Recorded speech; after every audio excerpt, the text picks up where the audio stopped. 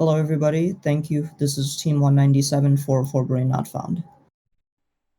And our first idea was to come up with our own criteria measurement for the critical score, and then we use those to come up with a calculated score using with the help of LLM, and that's how it'll help us to rank the items in the spreadsheet. And we decided to go with Python and Ollama for this project.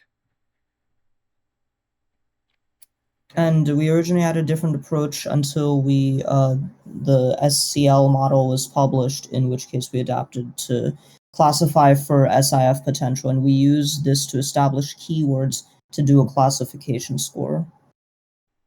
All right. So here we have the main Python program that we use for this challenge.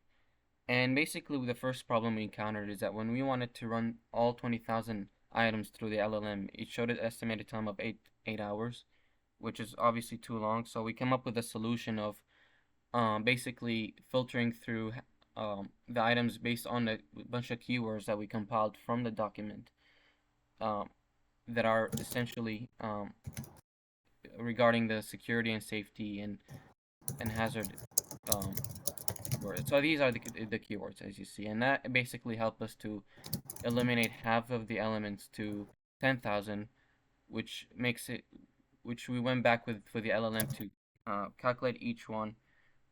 And basically, what we had end up with, basically we had a we added like extra columns, right?